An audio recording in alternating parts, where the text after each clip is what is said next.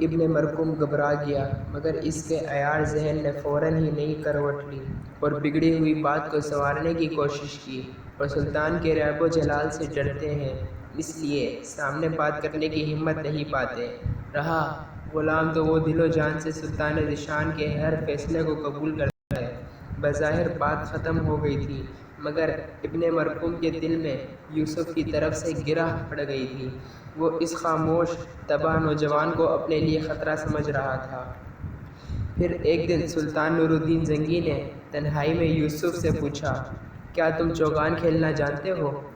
مجھے مگر اس کھیل سے کوئی دلچسپی نہیں۔ یوسف نے ادب و احترام کے ساتھ عرض کیا، میں چوگان کا دل دادا ہوں۔ سلطان نور الدین زنگی نے پرجوش لہجے میں کہا، یہ مردانہ کھیل بھی ہے اور مجاہدین کے لیے ایک قسم کی عبادت بھی، اس لیے تم بھی چوگان کھیلا کرو۔ سلطان نور الدین زنگی کو عشق کی حد تک چوگان کے کھیل سے دلچسپی تھی۔ ان کی اسی دلچسپی کو دیکھ کر ایک دن کسی بزرگ نے انہیں بھرے دربار میں ٹوکتے ہوئے کہا تھا، کسی مسلمان حاکم کو یہ زیب نہیں دیتا کہ وہ ایک فضول کام میں اپنی قیمتی وقت برباد کرے۔ سلطان نور الدین زنگی نے بڑے صبر و تحمل کے ساتھ بزرگ کے اس سوال کو سنا اور پھر نہایت نرم و شیریں لہجے میں جواب دیتے ہوئے کہا، اللہ شاہد ہے کہ میں اس کھیل کو دل لگی کے واسطے نہیں کھیلتا۔ چوگان میرے لیے ایک ورزش ہے، کیونکہ ایک مجاہد ہمیشہ جنگ میں مصروف نہیں رہتا۔ جب میں یہ کھیل کھیلتا ہوں تو میرا گھوڑا کسی دشمن پر اچانک حملے کے لیے تیار رہتا ہے۔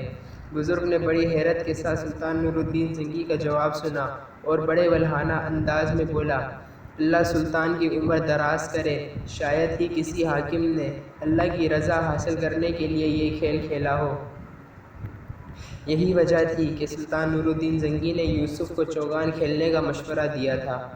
قدرتی طور پر یوسف بہترین شہ سوار تھا، نتیجتاً اس نے چند ماہ کی محنت کے بعد چوگان جیسے مشکل کھیل حاصل کیا۔ سلطان نے اپنے تمام امیروں کو میدان میں جمع کر کے حکم دیا، تم لوگ اپنے اپنے فن کا مظاہرہ کرو اور ایک دوسرے پر سبقت لے جانے کی کوشش کرو۔ بس یوں سمجھ لو کہ آج تمہارے فن سپاہ گیری کا امتحان ہے۔ سلطان نور الدین زنگی نے ایک خاص حکمت عملی اختیار کرتے ہوئے اپنے امراء کے دلوں کو جوش اور ولولہ سے بھر دیا تھا۔ یوسف بھی چوگان کے اس کھیل میں شریک تھا۔ اپنے امیروں کو حکم دینے کے بعد سلطان نور الدین زنگی نے اس نوعمر کھلاڑی سے بھی مخاطب ہوا، یوسف آج تمہاری بھی آزمائش ہے۔ پھر مقابلہ شروع ہوا اور تھوڑی ہی دیر میں یہ بات ثابت ہو گئی کہ سلطان نور الدین زنگی کا کوئی سالار رہا امیر اس کھیل میں یوسف کی برابری نہیں کر سکتا۔ مقابلہ ختم ہوا اور تمام امراء نے بیک وقت زبان یوسف کی تعریف کی اور سلطان نور الدین زنگی کی پیش بنی کا اعتراف کرتے ہوئے کہا، ہماری آنکھیں دیکھ رہی ہے کہ یہ نوجوان آگے چل کر بڑا سپہ سالار ثابت ہوگا۔ سلطان نور الدین زنگی نے بڑی محبت سے یوسف کے کاندھے پر ہاتھ رکھتے ہوئے کہا، میری نظریں جس منظر کو دیکھ رہی ہے وہ تمہاری نگاہوں سے پوشیدہ ہے۔ یوسف کے لیے سلطان کی زبان سے یہ ستائشی الفاظ سن کر امیر ابن مرکوم کے سینے میں حسد کی آگ پوری شدت سے بھڑک اٹھی اور اس کا سرخ چہرہ کچھ دیر کے لیے سیاہ پڑ گیا۔ ان دنوں نجم الدین ایوب شہر سے باہر تھا۔ پھر جب وہ واپس آیا تو بیوی نے اسے چوگان کے اس مقابلے کی تفصیلات سنائیں تو وہ فطرتاً مسرت سے چیخ اٹھا، مرحبا میرے بیٹے یوسف، مرحبا، تمہیں یہ شاندار کامیابی مبارک ہو۔ یہ کہہ کر نجم الدین ایوب نے بیٹے کی کشادہ پیشانی کو اب مجھے یقین آ گیا کہ تم نے میری نصیحت کو دل سے قبول کر لیا ہے۔ پھر شام کے تمام امیروں اور وزیروں نے یہ منظر بڑی حیرت سے دیکھا کہ سلطان نور الدین زنگی یوسف کے ساتھ چوگان کھیل رہے ہیں۔ ابتدا میں یوں ہوا کہ یوسف سلطان نور الدین زنگی سے آگے نکل جانا چاہتا تھا، مگر سلطان کے احترام کے پیش نظر وہ ہر بار اپنے گھوڑے کی لگامیں کھینچ لیتا۔ کچھ دیر تک تو سلطان اس کے طرز عمل کو سمجھنے سے قاصر رہے، مگر پھر انہیں اندازہ ہو گیا کہ یوسف یہ حرکت جان بوجھ کر رہا ہے۔ اس خیال کے آتے ہی سلطان نور الدین زنگی نے ڈانٹتے ہوئے کہا، یوسف، اس وقت میں تمہارا سلطان نہیں، سخت ترین حریف ہوں۔ اپنی پوری صلاحیتوں اور توانائیوں کے ساتھ میرا مقابلہ کرو۔ سلطان کا حکم سنتے ہی یوسف نے اپنا گھوڑا آگے بڑھایا اور والی شام کو مقابلے میں شکست دے دی۔ یہ سلطان نور الدین زنگی کی اعلیٰ ظرفی تھی کہ اپنے شکست پر ناراض ہونے کے بجائے انتہائی مسرت کا اظہار کیا اور انعام کے طور پر یوسف کو ایک قیمتی خلعت عطا کی۔ پھر ایک دن یوسف سلطان نور الدین زنگی کے ساتھ چوگان کھیل رہا تھا کہ ایک خوفناک حادثہ پیش آیا۔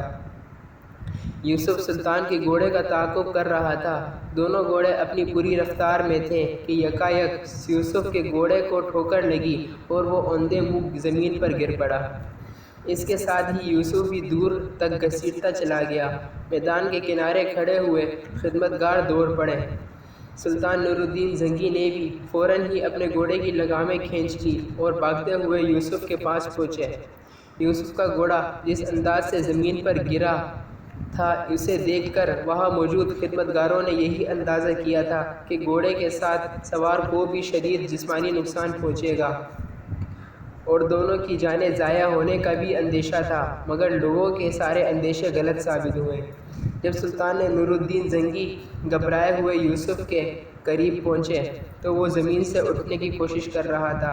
سلطان نے سہارا دیا تو وہ فوراً اٹھ کھڑا ہوا اور مسکراتے ہوئے کہنے لگا، میں اللہ کے فضل و کرم اور سلطان عادل کی دعاؤں سے بالکل ٹھیک ہوں۔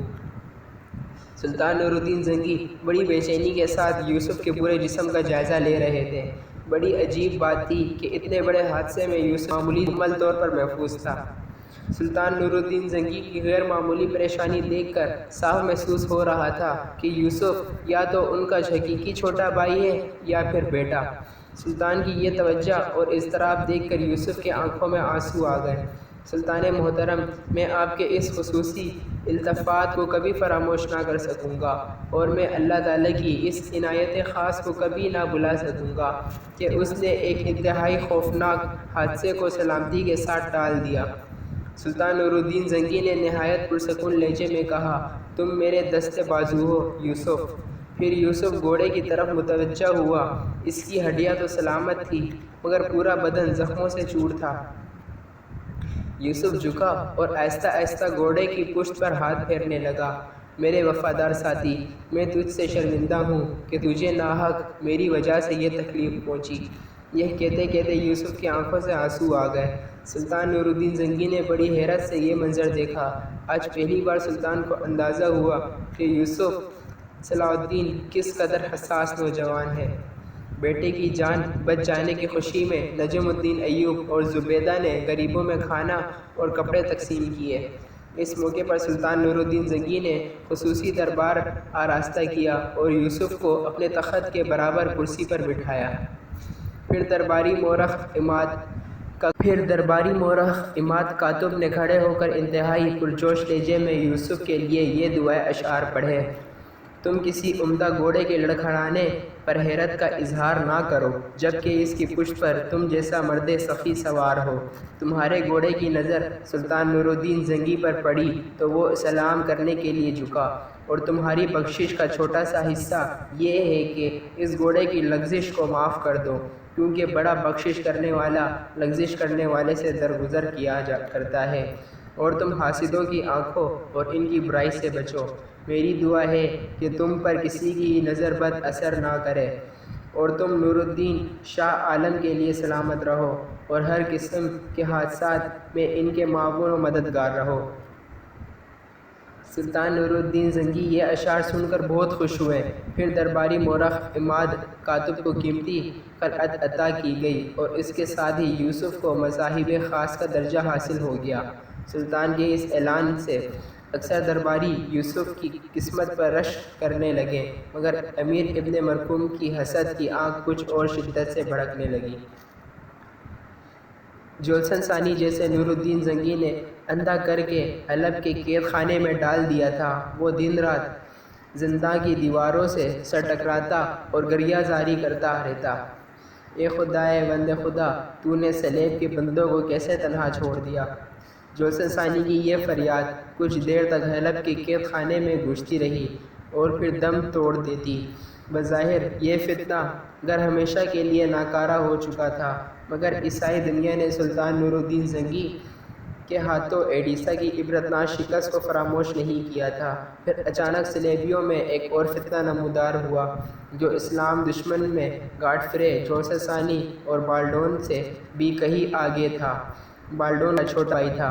گاڈفرے کی شدید خواہش تھی کہ وہ مسلمانوں کا وجود صفحہ ہستی سے مٹا دے اور پورے مشرق کو اپنے گھوڑوں کے سموں سے رون ڈالے، مگر اس کا یہ ارمان پورا نہ ہو سکا اور 18 جولائی 1100 عیسوی کو فرشتہ جل نے اس کی سانسیں غصب کر لی۔ مرنے سے ایک دن پہلے گاڈفرے نے اپنے چھوٹے بھائی بالڈون کو تنہائی میں طلب کرتے ہوئے کہا، میرے عزیز بھائی، ایسا لگتا ہے کہ میری سانسوں کا شمار پورا ہو چکا ہے۔ گاڈفرے کی آنکھوں سے آنسو رواں تھے۔ برادر محترم، طبیبوں کو امید ہے کہ آپ جلد صحت یاب ہو جائیں گے۔ بالڈون نے بڑے بھائی کو تسلی دیتے ہوئے کہا، مجھ سے جھوٹ مت بولو بالڈون۔ شاہ یروشلم، گاڈفرے کی آواز نکاہت سے کانپ رہی تھی، اب زیادہ وقت نہیں ہے، اس لیے پورے ہوش و حواس کے ساتھ میری بات سنو۔ بالڈون ہمتاً گوش ہو گیا، میں تم ساری دنیا پر مسیحیت کا پرچم لہرانا چاہتا ہوں، مگر افسوس وقت نے مجھے مہلت نہیں دی۔ گاڈفرے کمزوری کے باعث رک رک کر بول رہا تھا، مجھے یقین ہے کہ میرے مرنے کے بعد یروشلم کے عیسائی تمہیں اپنا بادشاہ منتخب کر لیں۔ پھر جب تم تخت نشین ہو جاؤ تو میرے ناتمام خواب کی تعبیر تلاش کرنا۔ آپ کا خواب کیا ہے برادر محترم؟ بالڈون نے اداس لہجے میں پوچھا۔ ہمیں کبھی مذہب کے ماننے والے سے کوئی دشمنی نہیں ہے۔